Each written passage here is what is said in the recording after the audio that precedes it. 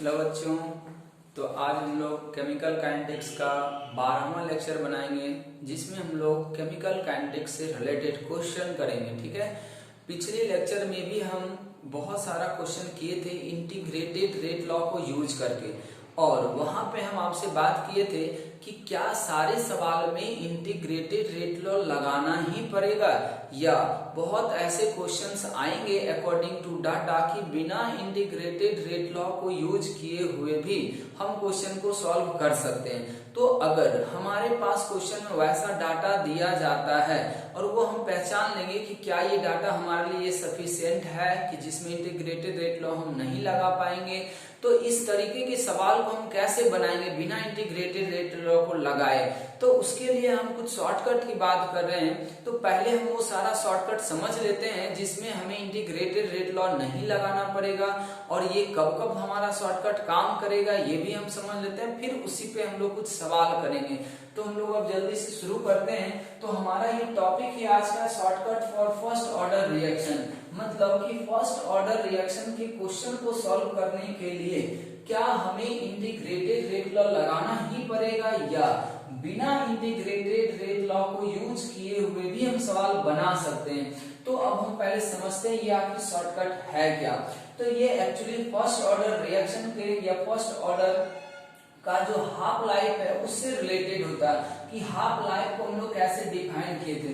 तो हम आपको यहाँ पे ऐसा कुछ मानने को कह रहे हैं कि मान लीजिए ये एनोड है, मतलब हम कुछ ऐसा एजम्पशन ले रखे हैं कि ए से प्रोडक्ट है, कोई रिएक्शन है। ठीक है, ये किस ऑर्डर के काइनेटिक्स को फॉलो कर रहा है, फर्स्ट ऑर्डर है। ये रिएक्शन किस ऑर्डर का है, फर्स्ट ऑर्डर का है। अब सोचें कि अगर हम कहते हैं t इक्वल्स टू 0 पे इसका कंसंट्रेशन एनोड है, ये आप कंसंट्रेशन भी यहाँ पे यूज कर सकते हैं, इवन मोल भी यूज कर सकते हैं, चाहे तो आप मास भी यूज कर सकते हैं। ठीक है, मास भी यूज करेंगे तो कोई दिक्कत यहाँ पे नहीं आएगा, क्योंकि ये पार्टिकुलर सब्सटेंस का ही है। ठीक है, ऐसे हम लोग कंसंट्रेशन और मोल को ही लेके चलते हैं। मास भी डायरेक्ट यूज कर सकते हैं, बट मास हम लोग मोल ले लेते हैं, मोल आ जाएगा तो मास भी निकाल सकते हैं, या मास की और पहले मोल निकालो उसके बाद ये काम करें, या मास भी डायरेक्ट हम यूज करेंगे। ठीक है, अब यहाँ पे देखिए ये मान लेते हैं कि ये t इक्वल्स टू 0 का एनोड है, मतलब कंसंट्रेशन और मोल है। अब सोचिए अगर किसी भी फर्स्ट ऑर्डर रिएक्शन में या किसी भी रिएक्शन का जो फर्स्ट ऑर्डर ये हाफ लाइफ का डेफिनेशन, इसमें क्या कह रहा है कि मान लीजिए कि ये रिएक्शन कितना से शुरू हुआ था, एनोड से शुरू हुआ था। अब कहता क्या कि बताइए फर्स्ट हाफ लाइफ के बाद ये कितना बच जाएगा। तो सोचिए अभी कितना था, एनोड था। फर्स्ट हाफ लाइफ मतलब एक हाफ लाइफ खत्म होता है, एक हाफ लाइफ का मतलब क्या हुआ कि ये आधा खत्म हो गया होगा। तो सोचिए ये बचा कितना होगा, एनोड बटा 2 बचा होगा। ये कितना बचा होगा, एनोड बटा 2 बचा होगा। यहां से यहां होने में ये हम सब रिएक्टेंट का बचा हुआ कंसंट्रेशन ही लिख रहे हैं। ये ध्यान से देखें, एनोड भी क्या है, रिएक्टेंट का बचा हुआ कंसंट्रेशन, किस टाइम का, 0 टाइम का। ये एनोड बटा 2 भी क्या है, रिएक्टेंट का बचा हुआ कंसंट्रेशन ही है। कितने टाइम के बाद, जब आधा हाफ लाइफ, ये पहला हाफ लाइफ उसका खत्म हो जाएगा। हम यहाँ पे लिखेंगे clearly after first half life, after first half life reactant कितना हो गया, इतना हो गया। अब अगर आपसे कोई कहता है कि सेकेंड हाफ लाइफ के बाद कितना हो जाएगा, तो हम बात करते हैं आफ्टर सेकेंड हाफ लाइफ। अब सोचें पहले हाफ लाइफ का मतलब आधा घटा। अब अगर हम लोग इनिशियली यही से मानते हैं कि इनिशियली यही हमारा वैल्यू रहा होगा, तो यहाँ के बाद फिर एक हाफ लाइफ घटना, तो जितना यहाँ पे था फिर अगला हाफ लाइफ में इसका आधा हो जाएगा। तो इसका आधा होने का मतलब एनोड बटा हम लोग 4 कर सकते हैं। देख लें ये कितना हो जाएगा, एनोड बटा 4 हो जाएगा। अब अगर सोचें कि हम कहते हैं after third half life, after third half life, तीसरा हाफ लाइफ के बाद क्या होगा, तो जितना है उसका हर एक बार क्या होगा, आधा आधा घटता चला जाएगा। अब बताएं कि ये एनोड बाय 4 था, तो अब ये कितना बच गया होगा, एनोड बाय 8 बच गया होगा। इसी तरीके से हमें ऐसा लग रहा है कि लगातार ये क्या हो जाएगा, चलता जाएगा। अब इस चीज को हम थोड़ा जनरलाइज करने की कोशिश करते हैं। ये सब क्या था, इनिशियल कंसंट्रेशन किसका है, रिएक्टेंट का है। इसका मतलब इसको हम लोग लिखते हैं इनिशियल कंसंट्रेशन, या आप ऐसे भी समझ सकते हैं कंसंट्रेशन ऑफ रिएक्टेंट लेफ्ट। हम इधर लिखते हैं कंसंट्रेशन ऑफ रिएक्टेंट लेफ्ट। ठीक है, ये जो भी डाटा दिया गया वो सब का सब क्या है, कंसंट्रेशन ऑफ रिएक्टेंट लेफ्ट बचा हुआ, ए नोट भी रिएक्टेंट का बचा हुआ, ए नोट बटा 2 भी बचा हुआ, ए नोट बटा 4 भी बचा हुआ और ए नोट बटा 8 भी बचा हुआ। ठीक है, अब अगर हम इसको जनरलाइज करें तो यहाँ से आप देखें इसी को कोई क्या लिख सकता है पता है, ऐसे लिख सकता है ए नोट बटा 2। ठीक है, पे पावर हम क्या कर सकते थे 2। इसको अगर कोई देखे तो कोई कहेगा ए नोट बटा 2 पे पावर कितना हो सकता था 3। अब इसी को देखें तो ए नोट बटा 2 पे पावर 1। समझ में आ रहा बात? इसका मतलब ये हुआ कि जब हम पहला हाफ लाइफ की बात करते हैं तो इनिशियल कंसंट्रेशन का आधा पे पावर 1 आ रहा है। फिर यहाँ पे अगर हम लोग देखें तो यार इनिशियल कंसंट्रेशन बटा 2 पे पावर इतना इतना। इसका मतलब हम इसको ऐसे भी समझ सकते थे, सॉरी ये नोट हम इसको ऐसे लिख सकते हैं ए नोट गुना 1/2 पे पावर 2। इसको हम लिख सकते हैं ए नोट गुना 1/2 पे पावर 3, ऐसा लिख सकते हैं। मतलब इनिशियल कंसंट्रेशन गुना करते हैं 1/2 पे पावर n। n का मतलब यहाँ क्या, number of half life. Second half life यहाँ सेकेंड आया, थर्ड हाफ लाइफ के बाद यहाँ 3 आया। इसका मतलब हम ऐसे कह सकते हैं कि इन जनरल, ये ध्यान रखिए बहुत इंपॉर्टेंट प्रॉपर्टी आगे बनने जा रहा है, इन जनरल। ठीक है, अब यहाँ पे हम लोग क्या कर सकते हैं कि in general for a first order reaction, ये प्रॉपर्टी आप सिर्फ और सिर्फ किस में लगाएंगे, फर्स्ट ऑर्डर रिएक्शन में ही लगेगा। अब देखिए ये क्या है, किसी टाइम टी के बाद का कंसंट्रेशन है, तो क्या हम ऐसा कर सकते हैं कि कंसंट्रेशन या मोल जो भी लिखना चाहे हम, चूंकि कंसंट्रेशन में सब बात करते हैं, concentration of reactant left after nth half life,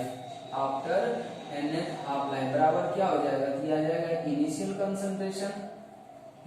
concentration और गुना करना होगा 1/2 पे पावर कितना आ रहा है, number of half life n, मतलब नंबर ऑफ हाफ लाइफ। इसको ऐसे याद रख सकते हैं वर्डिंग में। ठीक है, वर्डिंग में आप ज्यादा अच्छे से याद रखना चाहें तो ये ऐसे याद रखना होगा आपको कि किसी टाइम टी के बाद, किसी टाइम टी नहीं मतलब हाफ लाइफ के टर्म में बोला nth हाफ लाइफ के बाद, मतलब third half life, fourth half life, sixth half life के बाद कभी भी अगर रिएक्टेंट का बचा हुआ अमाउंट आपको निकालना हो, ये भी ध्यान रखें क्या है, ये बचा हुआ अमाउंट निकालना, तो आपको क्या करना, देखने रिएक्शन कितने अमाउंट से शुरू हुआ था, तो इनिशियल कंसंट्रेशन में गुना करना 1/2 पे power number of half life, third half life तो 3 कर दें, फोर्थ हाफ लाइफ तो 4 कर दें। ठीक है, इस तरीके से मतलब हम ऐसे लिख सकते हैं दैट इज 80 बराबर ए नोट गुना, ऐसे लिख दें 80 बराबर ए नोट गुना 2 टू द पावर, ये 1/2 पे पावर n आ रहा, पहले ऐसे लिखते हैं 1 पे पावर इतना आ गया। ठीक है, अब अगर हम मान लीजिए कि इसको इधर ले आते हैं तो ये बन जाएगा ए नोट अपॉन 80, ये क्या बन जाएगा ए नोट अपॉन 80 बराबर हो जाएगा 2 टू द पावर n। यही हमारा शॉर्टकट है, यही हमारा क्या है शॉर्टकट है। अब ये शॉर्टकट कैसे याद रखेंगे, कब लगाएंगे, इसका मतलब ये देखें होता क्या है, पहले तो ये ध्यान रखें कि अगर आपको किसी टाइम टी के बाद, रिएक्टेंट का बचा हुआ अमाउंट निकालने के लिए दिया जा रहा है, ठीक है, तो इंटीग्रेटेड रेट लॉ लगाने से पहले आप इसको यूज करें। ठीक है, लेकिन ये कब यूज होगा कब यूज नहीं होगा ये डिपेंड करता है दिए गए टाइम के बाद। ठीक है, एक तो ये हो गया, मतलब हम इसको कब यूज करेंगे, एक initial and final concentration of reactant is given, then we use this to calculate value of n, that is number of half life। एक तो ऐसे ध्यान रखें, ठीक है। अगर आपको इनिशियल कंसंट्रेशन और फाइनल कंसंट्रेशन दे रखा हो तो आप उन दोनों को डिवाइड कर दे पहले, और डिवाइड करने के बाद जो रेशियो आएगा वो किसके इक्वल होगा, हमेशा 2 टू द पावर n के इक्वल होगा। अब देखिए हम हमेशा बात यहाँ पे करें, इसीलिए बोले थे कि कुछ सवाल में नहीं लगेगा, और कंपटीशन पॉइंट ऑफ व्यू से अगर हम लोग देखें तो आपको ज्यादातर सवाल इसी फॉर्मूले का मिलेगा, ठीक है। लेकिन हम लोग चूंकि ये प्रॉपर्टी जानते भी हैं, लेकिन अगर हम सही तरीके से इसको नहीं लगा पाते तो हम लोग क्या करते हैं, इंटीग्रेटेड रेट लॉ में चले जाते हैं और उसमें हम उलझते बहुत ज्यादा लॉ के कारण, या फिर उसमें हम लोग को टाइम लगता सॉल्व करने में। लेकिन अगर ये प्रॉपर्टी किसी को याद रहे तो वो यहाँ से जल्दी बनाएगा सवाल। वो करेगा क्या, ध्यान रखें कि इसको हम यूज कब करते हैं, इसको आप यूज तभी कर पाएंगे जब देखें फॉर्मूला में यहाँ पे ये इतना लिख दिया, लेकिन इसका जो मेन पॉइंट है वो अभी हम बोल रहे हैं, आपको ध्यान रखना होगा। हम क्या कह रहे हैं कि इस फॉर्मूले को यूज करने के लिए हम लोग सबसे पहला चीज ये देखते हैं क्वेश्चन का डाटा क्या है। तो क्वेश्चन में अगर इनिशियल कंसंट्रेशन दे रखा और किसी टाइम टी के बाद, या फाइनल कंसंट्रेशन उसको आप बोल सकते हो, वो दे रखा, तो सबसे पहला काम हमारा ये होगा उन दोनों का रेशियो ले लेना। रेशियो कैसे लेंगे, इनिशियल अपॉन फाइनल, तो वो किसके इक्वल करेंगे हम लोग, 2 टू द पावर n के इक्वल करेंगे। अब सोचें कि यहाँ से आप n तभी निकाल पाएंगे इजिली जब ये जो वैल्यू आ रहा है वो 2 के पावर में आना चाहिए। तो मेन पॉइंट यहाँ पे यही है कि अगर इनिशियल कंसंट्रेशन और फाइनल कंसंट्रेशन का हम लोग अगर रेशियो लेते हैं और अगर वो 2 के पावर में एक्सप्रेस हो पाएगा, ये सबसे इंपॉर्टेंट बात है कि अगर ये रेशियो 2 के पावर में एक्सप्रेस हो पाएगा तब हम वहां से क्या करेंगे, n निकाल लेंगे। और यहाँ n जो है वो क्या है, हमारा नंबर ऑफ हाफ लाइफ। तो आपको पता चल जाएगा कितने हाफ लाइफ के बाद ये यहाँ पे ऐसा हुआ है। अब अगर मान लीजिए हम उल्टा काम करते हैं, मान लीजिए नंबर ऑफ हाफ लाइफ निकालना हो, या ये फॉर्मूला हम लोग कब यूज ऐसे कर लेंगे जब हमें फाइनल इनिशियल देगा तो आपको टाइम पूछेगा वहां पे कि बताइए यहाँ से यहाँ तक कितने टाइम हो गए। जैसे मेरी एग्जांपल आपको छोटा सा समझाना चाह रहे हैं, सारा रिएक्शन उसी तरह से लिखा रहेगा, फर्स्ट ऑर्डर रिएक्शन। हम ये कह रहे हैं कि मान लीजिए हमारे पास 60 m था, कितना m था, 60 m था, ये घट के कितना m हो रहा है, 2m हो रहा है। ये डाटा आपको अटपटा सा देगा, लेकिन जब रेशियो लेंगे ना तो 2 के पावर में आ जाएगा। अभी तो ये सिंपल आपको दिख रहा है। तो कहेगा बताइए कि अगर ये फर्स्ट ऑर्डर रिएक्शन है तो 60 m से 2m होने में कितना टाइम लगेगा, ये बात पूछेगा। तो हम क्या करेंगे, पहले देखेंगे 2 है और ये कितना हमारा 16 है, तो हम क्या करें, इनिशियल बटा फाइनल कर देते हैं। इनिशियल बटा फाइनल, ये कितना आ गया, 8 आ गया। तो 8 का मतलब कितना हुआ, 2 टू द पावर 3, और ये 2 टू द पावर n के इक्वल कर देंगे। देखिए n बराबर कितना आ जाएगा, 3। यहाँ लिमिटेशन बस यही है कि जब तक ये रेशियो 2 के पावर में एक्सप्रेस नहीं हो पाएगा तब तक आप n को इंटीग्रल फॉर्म में नहीं निकाल पाएंगे। और अगर n हमारा इंटीग्रल फॉर्म में आ जाता है तो हमारा काम आसान हो जाएगा। इसका मतलब ये हो गया कि ये यहाँ से यहाँ तक होने में कितना हाफ लाइफ लेगा, 3rd हाफ लाइफ लेगा। तो हमें तो एक्चुअल टाइम पूछा गया था ना, नंबर ऑफ हाफ लाइफ नहीं पूछा गया, कहेगा कितने सेकंड के बाद हुआ। तब वो आप वहां देखिएगा कि आपको कुछ ना कुछ हिंट देगा जिससे आप हाफ लाइफ निकाल सकें। तो उसके लिए आपको क्या दिया हुआ रह सकता, मान लीजिए k दे देगा, तो k अगर दे दे तो हाफ लाइफ बराबर क्या हो जाता है, ln2/k। हाफ लाइफ बराबर क्या हो जाएगा हमारा, ln2/k। अगर k का वैल्यू दे रखा है तो t हाफ नहीं निकल जाए। आप सोचे अगर एक हाफ लाइफ इतना सेकंड का होगा तो 3 हाफ लाइफ कितने सेकंड का हो जाएगा, इसमें 3 से गुना कर देंगे। तो हमें कहीं भी इंटीग्रेटेड रेट लॉ लगाने की जरूरत नहीं पड़ेगा। लेकिन हमें एक यहाँ कंडीशन यही याद रखना है, ये सारा चीज हमारे लिए आसान तभी हो पाएगा जब फाइनल ये इनिशियल कंसंट्रेशन और फाइनल कंसंट्रेशन का रेशियो जो होना चाहिए वो 2 के पावर में आना चाहिए, 2 का कुछ इंटीग्रल पावर बनना चाहिए। तब हम लोग आराम से इक्वेट कर लेंगे, नंबर ऑफ हाफ लाइफ निकल जाएगा। फिर हम लोग दिए गए क्वेश्चन के डाटा से t हाफ निकाल लेंगे, वहां आपको क्या दिया हुआ ही रहेगा, तो ये हाफ निकाल उसको मल्टीप्लाई कर देते, इस तरीके से ये हो जाएगा। ठीक है, अब हम लोग एक और इसमें करते हैं, यहाँ तक सभी लोग समझ गए होंगे में भी। तो ये फॉर्मूला जो है उसको आप ध्यान से याद रखें कि फर्स्ट ऑर्डर रिएक्शन में इनिशियल कंसंट्रेशन और फाइनल कंसंट्रेशन का अगर रेशियो लेते हैं और वो हमेशा किसके इक्वल होगा, 2 टू द पावर n के इक्वल होगा। लेकिन अगर ये एक्सप्रेशन अगर 2 के पावर में इंटीग्रल आ जाए तो हमारे लिए कैलकुलेशन आसान हो जाएगा।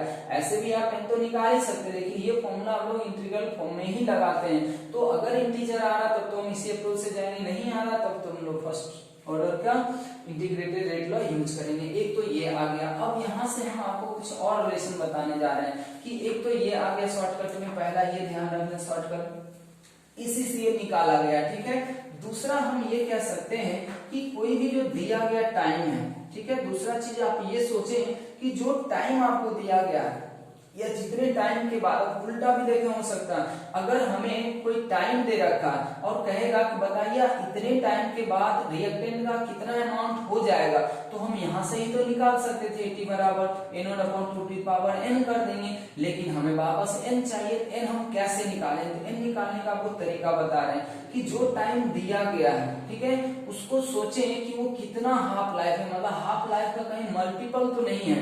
तो हम ऐसे लिखने की इसको कोशिश कर रहे हैं कि दिए गए टाइम को हम ये एक्सप्रेस करने की कोशिश कर रहे हैं कि क्या कहीं वो हमारा हाफ लाइफ का इंटीग्रल मल्टीपल तो नहीं है। तो हम n बराबर यहाँ से ऐसे भी तो निकाल सकते हैं कि दिए गए टाइम में t गिवन में हम लोग क्या करेंगे, हाफ लाइफ को डिवाइड कर देंगे। अब बात यहाँ ये आता है कि n निकालने के लिए दिए गए टाइम में हाफ लाइफ को डिवाइड करेंगे, तो क्या हाफ लाइफ हमारा दिया हुआ होगा या नहीं होगा? यहाँ पे ध्यान से देख लें, ये फॉर्मूला शायद नीचे नहीं दिख रहा होगा, हम इसको मिटा दे रहे हैं। ये बात समझ में आ गया होगा सबको।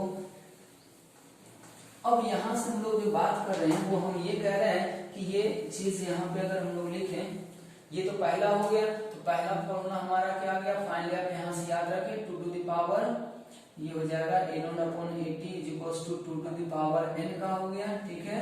और दूसरा जो हम लोग बना रहे हैं वो ये बना रहे हैं कि n बराबर कैसे निकालेंगे। n जो होगा वो होगा टाइम गिवन डिवाइडेड में हम लोग क्या कर लेंगे, t हाफ, ठीक है। t हाफ अगर, अब देखिए यही दोनों फॉर्मूला है जो शॉर्टकट में हमारा काम आएगा।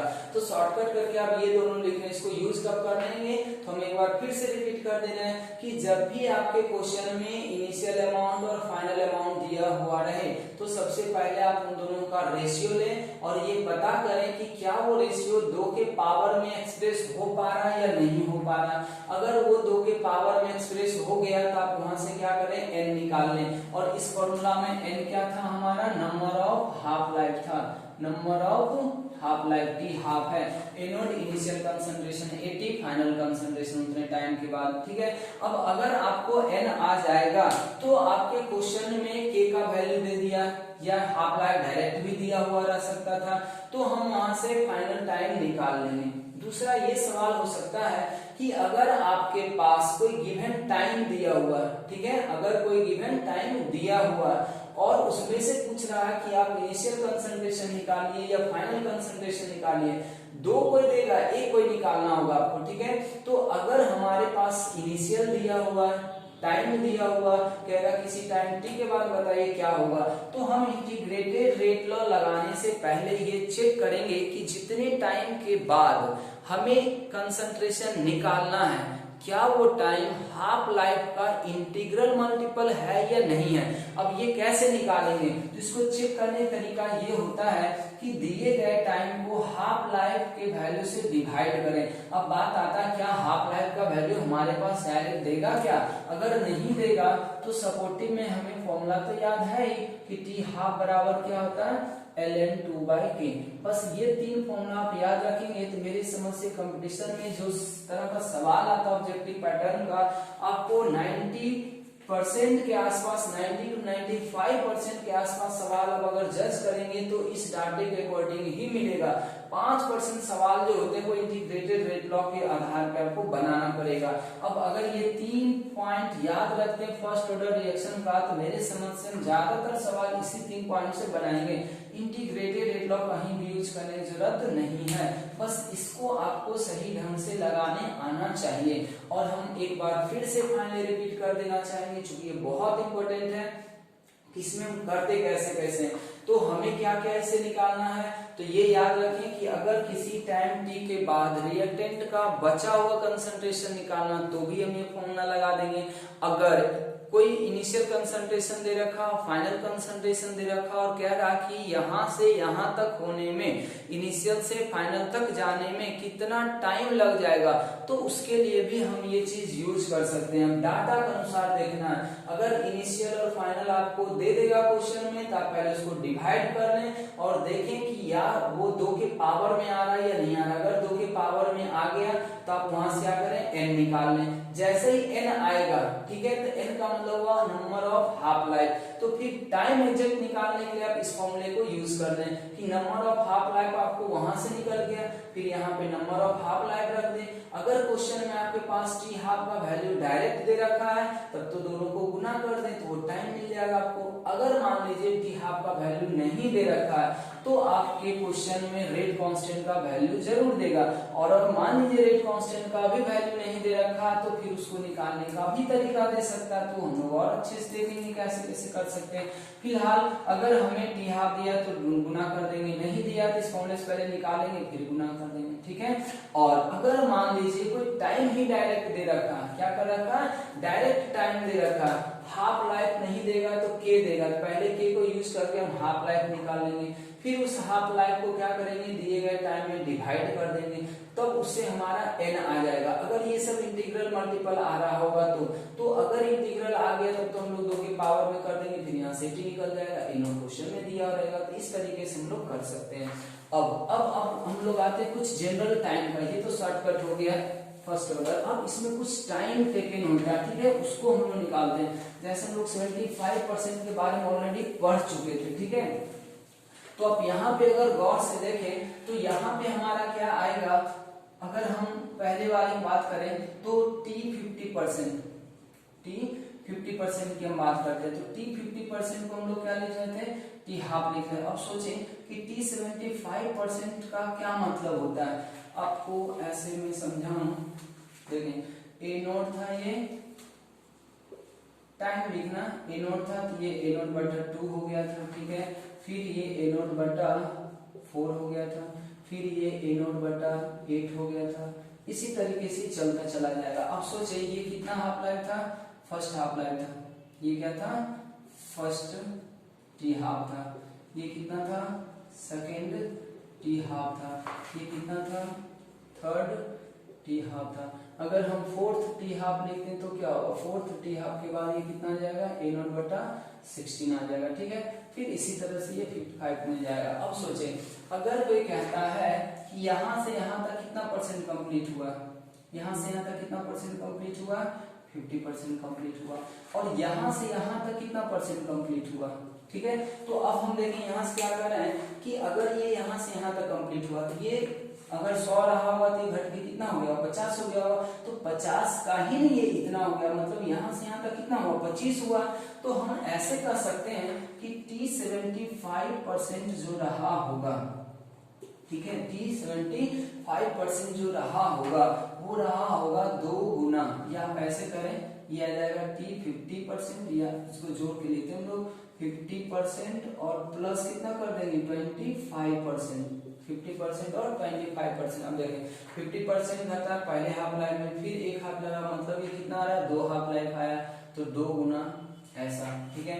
अब अगर सोचें कि कोई कहता है कि 3 गुना में कितना हो जाएगा, मान लीजिए हम थर्ड हाफ लाइफ हम उल्टा लिखते हैं, 3 हाफ लाइफ के बाद कितना परसेंट घटा होगा, ये यहाँ तक हो गया थर्ड हाफ लाइफ, तो थर्ड हाफ लाइफ में कितना परसेंट रिएक्शन कंप्लीट हुआ होगा। सोचिए पहला हाफ लाइफ में कितना परसेंट कंप्लीट हुआ आपका, 50%, फिर सेकेंड हाफ लाइफ में कितना परसेंट कंप्लीट हुआ, 25%, तो फिर थर्ड हाफ लाइफ में कितना परसेंट कंप्लीट होगा, तो 25 का आधा हो जाएगा, तो 25 का आधा मतलब कितना, 12.5%। इसका मतलब कि ये आ जाएगा कितना, t 3 गुना टी हाफ। अब सोचिए इतना को अगर जोड़ेंगे तो आप ये कितना आ रहा होगा, ये मेरे समझ से आएगा t 87.5%।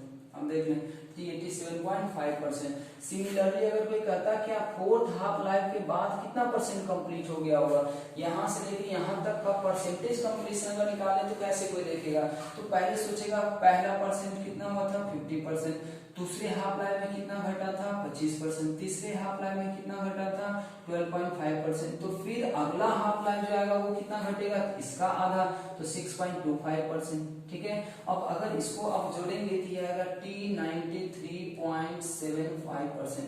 अब देखिए ये सब अगर आप डायरेक्ट भी याद रखते हैं ना तो आपको और ज्यादा सहूलियत मिलने वाला। ठीक है, तो इसी तरह से हम लोग 5 में भी निकाल सकते हैं, लेकिन ये 3 आप ध्यान रखें। ज्यादातर में तो ये यूज होता है जो हाफ लाइफ का डबल होता है, लेकिन कभी कभी आपको ये और ये भी पूछ सकता है। ऐसे हम अभी और आपको टाइम दे रहे हैं, वो सब टाइम अगर आप लिखते हैं तो ऑब्जेक्टिव सवाल बनाने में आपको हेल्प मिल सकता है। अगर आप डायरेक्ट याद रखते हैं तो उसको हम लोग और भी लिखते हैं, जैसे 99.9% के आसपास आपको याद हो गया होगा 10 गुना होता है हाफ लाइफ का। 25% भी हम लोग निकाल सकते हैं। तो इस तरीके से और भी टाइम निकाल सकते हैं, बट ये 3 टाइम आप याद रखिए, ये ऐसे हम लोग निकाल सकते हैं तो आराम से ये आ भी जाएगा। इसको जल्दी से नोट करें, फिर हम आपको कुछ इंपॉर्टेंट टाइम और दे दे रहे हैं जिसको आप याद रखेंगे तो उसको यूज करके आप ऑब्जेक्टिव सवाल बना सकते हैं। अगर सिंगल आंसर आ रहा होगा तो इसको जल्दी से देखें।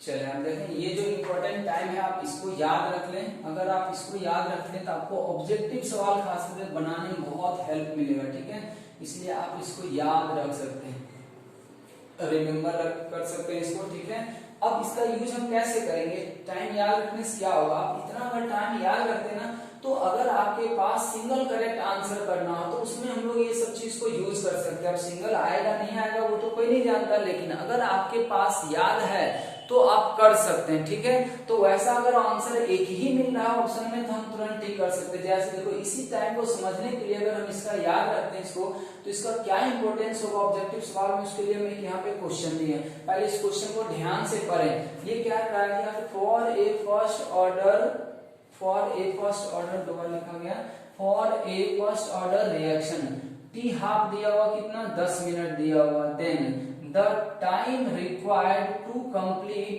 80% इज, कह रहा है कि 80% कंप्लीट होने में कितना टाइम लगेगा।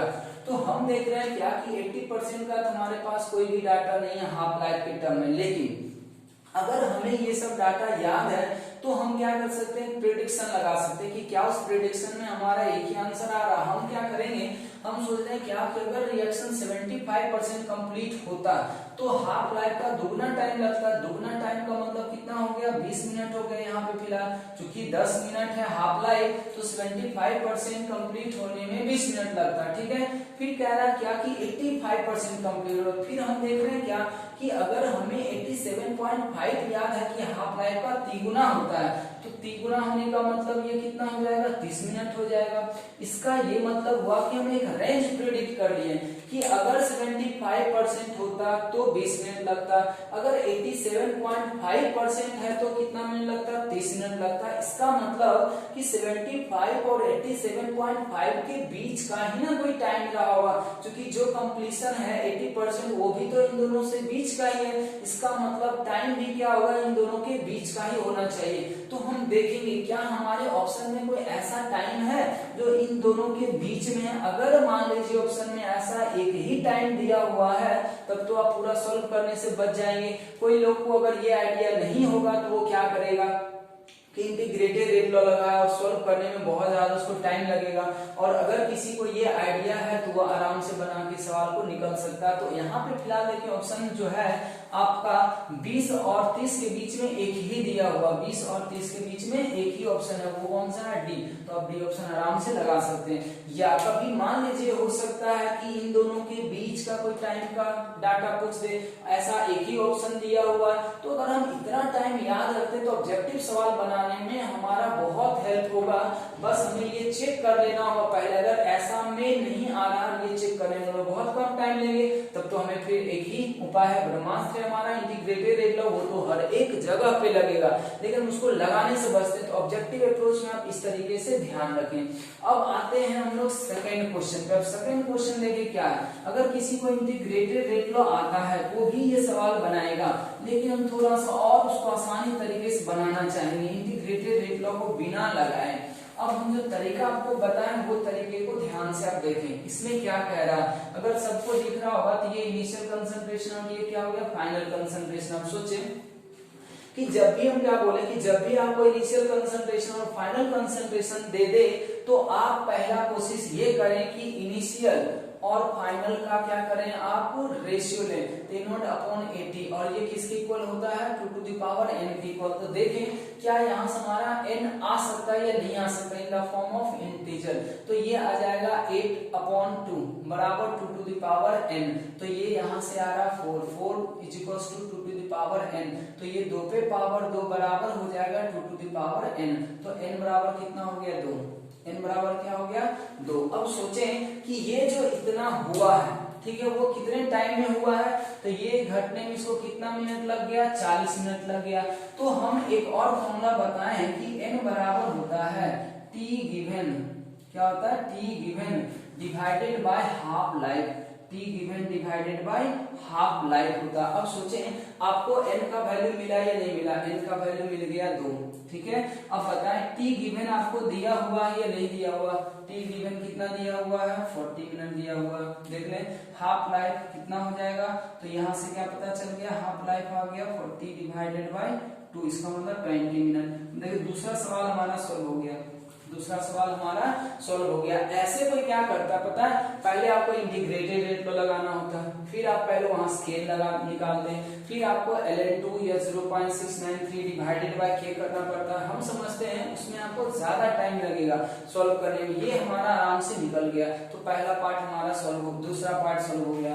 क्या हम पहला पार्ट नहीं निकाल सकते, पहले पार्ट के लिए हम लोग क्या जानते हैं, हाफ लाइफ बराबर क्या होता है ln2 बाय k, तो क्या हमारा k बराबर यहां से नहीं आ जाएगा ln2 बाय 20, ln2 बाय 20, या ln2 का वैल्यू रखना चाहे तो वैल्यू रख दें, ठीक है, ये ऐसा आ जाएगा।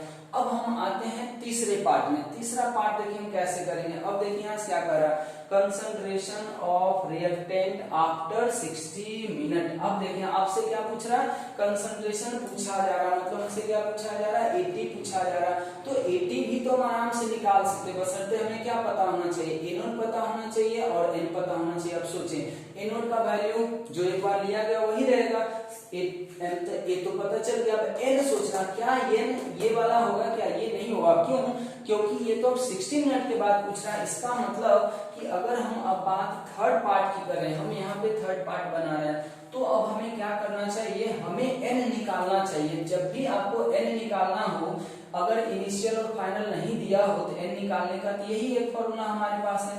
तो हम वापस फिर से n बराबर यही फॉर्मूला लगाएंगे कि t गिवन बराबर हो जाएगा हमारा t हाफ लाइफ, क्या हो जाएगा, t हाफ लाइफ। अब बताएं कि क्या हमारे पास टाइम दिया हुआ है, क्या, तो टाइम दिया हुआ कितना, 60 मिनट। हाफ लाइफ हमें पता चल गया, क्या पता चल गया, कितना हो गया 20, तो ये कितना हो गया n बराबर 3। इसका मतलब हम डायरेक्टली ये कहना चाह रहे हैं कि 60 मिनट कहने का उसका मतलब ये है कि थर्ड हाफ लाइफ के बाद बताइए कितना हो जाएगा। तो एक फॉर्मूला हमारा ये यहाँ से बना हुआ है, इसका मतलब हम ये कर सकते हैं देयरफॉर 8/80 बराबर आप कितना कर देंगे 2 टू द पावर 3, तो ये भी 8, ये भी 8, इसका मतलब 80 बराबर कितना हो गया 1m, इसका मतलब ये कितना आ गया हमारा 1m, घट के कितना हो जाएगा 1m। और ये चौथा जो है वो भी बहुत इंपॉर्टेंट पार्ट होगा, पहले भी बता चुके हैं आपको कि जब भी आपको रेट पूछे और कंसंट्रेशन ऑर्डर दिया हुआ तो ये फॉर्मूला लगाएंगे। बस हमें करना क्या है कि जिस टाइम का रेट पूछ रहा उस टाइम का आपको कंसंट्रेशन निकाल के रखना पड़ेगा। बताएं रेट हमें कितने टाइम के बाद पूछा है, 60 मिनट के बाद पूछा है, तो हमें यहाँ पे ए का कंसंट्रेशन भी 60 मिनट के बाद वाला चाहिए। तो 60 मिनट के बाद ए कितना बच गया, घट के 1m बच गया। इसका मतलब इसको मिटा दें, इसका मतलब ये हुआ कि अगर हम लोग चौथे पार्ट को सॉल्व करते हैं, अगर हम लोग चौथे पार्ट को सॉल्व करते हैं, चौथे पार्ट में यही फॉर्मूला लगाना चाहिए। हम पहले भी बताए हैं कि अगर आपको रेट पूछे, कंसंट्रेशन दिया और है, ऑर्डर पता, रेट कांस्टेंट पता, हमेशा आप रेट का एक्सप्रेशन निकालें। बस फर्क क्या पड़ेगा आपको कि कंसंट्रेशन आपको निकालना पड़ेगा इंटीग्रेटेड रेट लॉ को यूज करके या अदर मेथड से, जैसा कि ये है। तो यहाँ से r बराबर आपको क्या आ जाएगा, k आ जाएगा, और r बराबर k, k का वैल्यू कितना, चूंकि एक पे पावर आप एक देंगे तो वो कितना रह जाएगा ln2 बाय,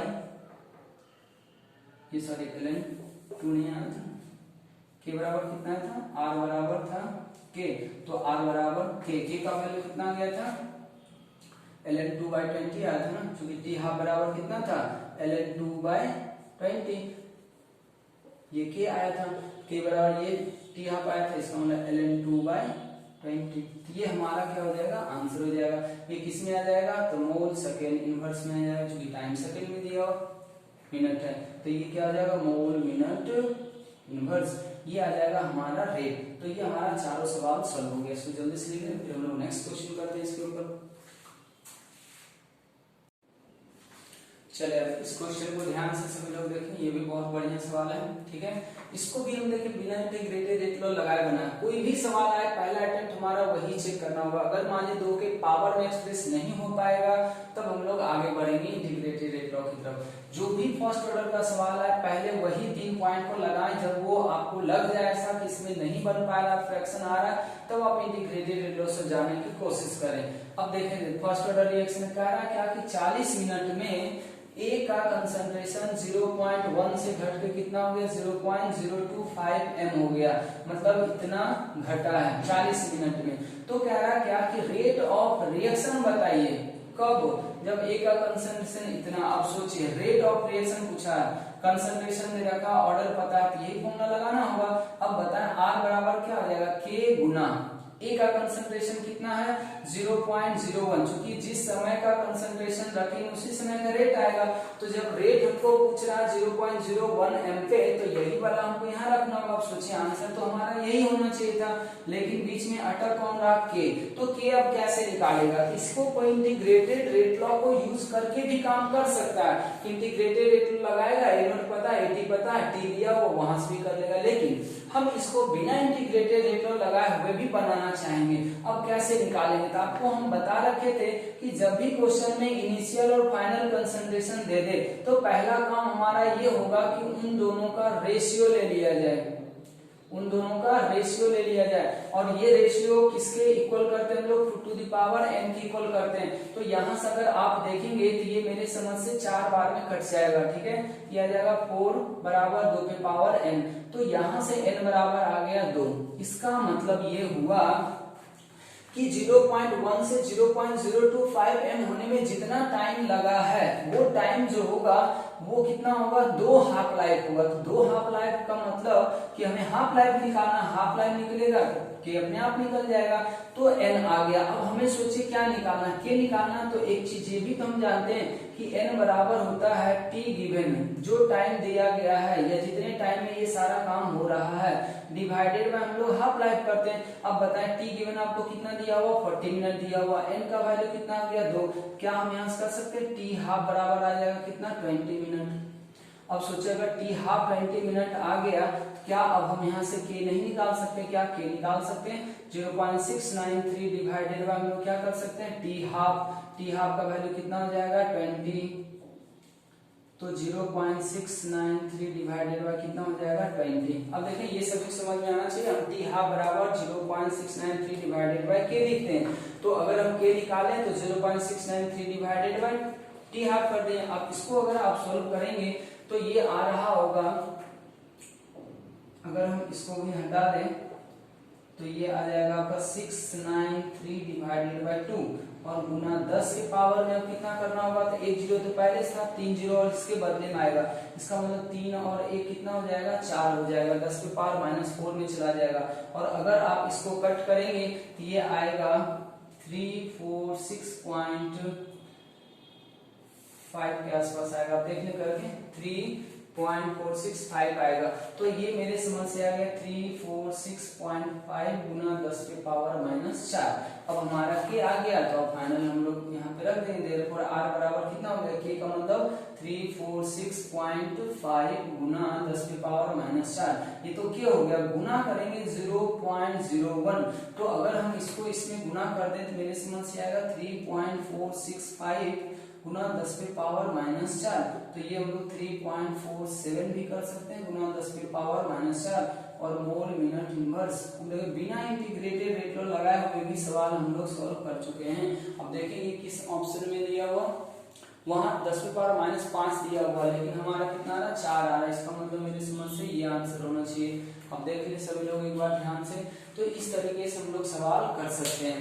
ये भी सवाल आईआईटी का ही पूछा हुआ सवाल है, प्रीवियस ईयर का सवाल है। तो आप देखिए जितना भी क्वेश्चन बता रहे हैं वही कंपटीशन एग्जाम में जैसा भी आएगा तो वो हमेशा 2 के पावर में एक्सप्रेस हो ही जाता है, ठीक है। तो 2 के पावर में एक्सप्रेस होने वाला ही डाटा दिया जाता है, इसलिए आप ज्यादातर ऑब्जेक्टिव सवाल पहले यही अप्रोच लगाए, सब्जेक्टिव भी बनाना है तो भी लगाए। अगर नहीं 2 के एक्सप्रेशन में आ पाएगा तब हम लोग इंटीग्रेटेड रेट लॉ में जाएंगे। इसको जल्दी से नोट करें, फिर हम लोग नेक्स्ट क्वेश्चन लेते हैं। अब नेक्स्ट क्वेश्चन देखें, इस तरीके का भी हो सकता है। ये हम थ्योरी पढ़ाते समय भी आपको बोले थे कि जब भी ऐसा रिएक्शन दे दे कोई भी और ऑर्डर पूछे तो ऑर्डर निकालने के लिए क्या करता है ना, वो किसी भी रिएक्टेंट के रिस्पेक्ट में कोई भी इंफॉर्मेशन दे सकता है। यहाँ पे पार्शियल डाटा भी आपको दिया हुआ रह सकता है। जैसे मान लीजिए P प्लस Q है तो P के रिस्पेक्ट में कुछ और इन्फॉर्मेशन देगा, Q के रिस्पेक्ट में आपको और कुछ इन्फॉर्मेशन देगा। तो जो इन्फॉर्मेशन दिया जाए क्वेश्चन में पार्टिकुलर रिएक्टेंट के रिस्पेक्ट में, उसको हम लोग कंपेयर करते हैं कि आखिर ये किस ऑर्डर के रिएक्शन का प्रॉपर्टी है। अगर वो प्रॉपर्टी आपको याद आएगा तो आप उसका ऑर्डर भी बता सकते हैं। तो इसी के बेसिस पे ये सवाल भी पूछा गया है। अब जैसे देखिए पहला क्या कर रहा है कि रिएक्शन दिया हुआ, कर रहा क्या कि time taken for 75% of the reaction of P, मतलब P के रिस्पेक्ट में ये इंफॉर्मेशन दे रहा है। कह रहा है twice the time taken for 50% of reaction of P। अब सोचें अगर किसी रिएक्टेंट के रिस्पेक्ट में ऐसा इंफॉर्मेशन दिया जा रहा है कि उस पार्टिकुलर रिएक्टेंट के 50% कंप्लीट होने में जितना टाइम लगता है उसका डबल टाइम में उस रिएक्टेंट का 75% कंप्लीट हो रहा है। क्या यहाँ से आपको नहीं पता चल रहा कि ये प्रॉपर्टी किस ऑर्डर के रिएक्शन में होता है कि हाफ लाइफ जो होता है या 75% जो होता है वो हाफ लाइफ का डबल होता है। तो ये फर्स्ट ऑर्डर रिएक्शन का होता है। इसका मतलब यहाँ से पता चल गया कि इसका मतलब P के रिस्पेक्ट में ऑर्डर क्या हो गया, फर्स्ट ऑर्डर हो गया। अब आते हैं सेकंड के रिस्पेक्ट में, जितना रिएक्टेंट देगा आपको उतना इंफॉर्मेशन देगा। यहाँ 2 रिएक्टेंट था तो 2 इंफॉर्मेशन दिया, 3 रिएक्टेंट आता तो 3 इंफॉर्मेशन आपको देता। अब कह रहा क्या कि कंसंट्रेशन जो Q है वो टाइम के साथ जो है वो कैसे वेरी कर रहा, तो ये ग्राफ दिया हुआ। मान लीजिए ग्राफ नहीं देके वो क्वेश्चन में ही लिख देता कि टाइम जो है ये टाइम के साथ रिएक्टेंट का कंसंट्रेशन जो वो लीनियरली वेरी कर रहा है, ये लीनियरली डिक्रीज कर रहा है। तो बताइए ओवरऑल ऑर्डर क्या है। तो ओवरऑल ऑर्डर निकालने का मतलब इसके रिस्पेक्ट में भी ऑर्डर निकालना होगा, इसके रिस्पेक्ट में भी ऑर्डर निकालना होगा। तो P के रिस्पेक्ट में ऑर्डर आपको लग रहा है पता चल गया होगा, Q के रिस्पेक्ट में ऑर्डर हम कैसे निकालेंगे। तो अब ये आपको ग्राफ याद होना चाहिए जो हम लोग ग्राफ डिस्कस किए हैं कि किस ऑर्डर के रिएक्शन के लिए कंसंट्रेशन का और टाइम का वेरिएशन लीनियरली होता है। आपको अगर याद होगा तो ऐसा रिलेशन सिर्फ और सिर्फ 0 ऑर्डर में ही आता है और वो फॉर्मूला आता था AT बराबर n0 माइनस ऑफ KT का, जबकि फर्स्ट ऑर्डर रिएक्शन का ये एक्सपोनेंशियल था e⁻⁻kt ऐसा आ रहा था। इसका मतलब ये रिलेशन वैलिड हो रहा है। ये रिलेशन किसके लिए था, 0 ऑर्डर के लिए था। इसका मतलब ये पता चल गया यहाँ से कि Q के रिस्पेक्ट में ऑर्डर कितना हो गया, 0 हो गया। तो हम अगर इसका सॉल्यूशन लिखें तो हम आराम से लिख सकते हैं कि फ्रॉम गिवन इंफॉर्मेशन, दिए गए इंफॉर्मेशन से हम लोग को सारा चीज पता चल रहा है कि order with respect to P बराबर कितना हो जाएगा 1 और order with respect to Q कितना हो जाएगा 0। देयरफॉर अगर मान लीजिए रेट लॉ एक्सप्रेशन कहता लिखने तो रेट लॉ एक्सप्रेशन क्या लिखते हैं, P पे पावर 1 गुना Q पे पावर 0। तो ओवरऑल ऑर्डर कितना हो जाएगा, overall order is equals to 1, मतलब ये फर्स्ट ऑर्डर रिएक्शन ही है। 2 रिएक्टेंट वाले, एक के रिस्पेक्ट में 0, एक के रिस्पेक्ट में 1। तो इस तरीके के बहुत सारे सवाल पूछ सकते हैं। इसलिए जब भी ऐसा क्वेश्चन आए कहीं भी, ये भी प्रीवियस ईयर आईटी का ही सवाल है, ये भी प्रीवियस ईयर आईटी का ही क्वेश्चन दिया हुआ था कि कितने आराम से लोग सवाल को बना पा रहे हैं। तो जितना चीज आपको इन्फॉर्मेशन दे दिया गया बस उसको आप सही ढंग से यूज करें। ये नहीं कि बात याद तो है लेकिन हम यूज नहीं कर पा रहे। इसलिए हम जहां पे जो चीज बताए वो आपको बताए कि इसको कैसे यूज करना। जब हम ग्राफ बनाए तो वहां भी आपको बताया कि ग्राफ का यूज कैसे करेगा, कोई प्रॉपर्टी पढ़ाते तो वहां भी आपको बताते इसका यूज कैसे करना। तो इस तरीके से हम लोग फर्स्ट ऑर्डर रिएक्शन का बहुत सारा सवाल कर सकते हैं। इसको जल्दी से लिख लें। देखिए हम कुछ यहाँ पे सवाल में आप लोग इसको ट्राई करके बना सकते हैं, ठीक है। तो हम ओवरऑल फर्स्ट ऑर्डर रिएक्शन से रिलेटेड सारा क्वेश्चन भी हम लोग कर लिए, थ्योरी भी कर लिए। उसका कुछ थ्योरी का सवाल अभी भी नहीं हुआ है जो खास कर 2 प्रॉपर्टी लगाए वो हम आपको बताएंगे जब हम ऑर्डर निकालने के लिए आएंगे टॉपिक लेके कि एक्सपेरिमेंटल ऑर्डर या ऑर्डर निकालने का क्या क्या मेथड्स है। तो उसमें अभी और जीरो ऑर्डर रिएक्शन का भी सवाल जुड़ेगा, फर्स्ट ऑर्डर रिएक्शन का भी सवाल जुड़ेगा। तो ओवरऑल अभी हम लोग इंटीग्रेटेड रेट लॉ से जितना भी सवाल हो सकता है या रेट ऑफ रिएक्शन से अलग अलग तरह का जो सवाल हो सकते हैं वो सब हम लोग जीरो ऑर्डर का भी कर चुके हैं, फर्स्ट ऑर्डर काइनेटिक्स का भी कर चुके हैं। ये दो सवाल आपको होमवर्क के रूप में दिया जा रहा है, आप इसको ट्राई कर लेंगे दोनों में ही। या कोई भी सवाल आए तो हम बार बार यही कहते हैं कि आप पहले अननोन तरीके से उसको ट्रीट करें और उसमें आप लगाने की कोशिश यही करें। यहाँ पे आप 86 कर लें, छूट रहा 13.86 गुना 10⁻³ मिनट होगा, ठीक है। तो आप इसको ट्राई करें और इसमें भी हमेशा पहले वही ट्रिक लगाएं, जब आप देख लें 2 के पावर में नहीं आ रहा तब आप इंटीग्रेटेड रेट लॉ से जाएं, क्योंकि उसमें हम लोग कैलकुलेशन से बहुत ज्यादा बच जाते हैं। तो अब हमारा जब भी ये सवाल आएगा तो सभी लोगों से हो जाना चाहिए, आराम से करें सवाल को। अब हम लोग नेक्स्ट जो लेक्चर बनाएंगे वो आएगा सेकेंड ऑर्डर रिएक्शन के ऊपर। सेकेंड ऑर्डर ऐसे हमारे सिलेबस में बहुत ज्यादा तो नहीं है, या बहुत ज्यादा न्यूमेरिकल सवाल नहीं आएंगे उसके ऊपर, लेकिन हम लोग इस सिलेबस में एक स्यूडो फर्स्ट ऑर्डर रिएक्शन है, उसको जानना बहुत जरूरी होता है। उसको समझने पॉइंट ऑफ व्यू से हम लोग सेकंड ऑर्डर रिएक्शन के इंटीग्रेटेड रेट लॉ को डिस्कस करेंगे, लेकिन वो हमारे उतना ज्यादा इंपॉर्टेंट नहीं होगा, ठीक है। तो हम लोग मिलते हैं नेक्स्ट वीडियो लेक्चर में, तो यहाँ तक सभी लोग ट्राई कर लेंगे।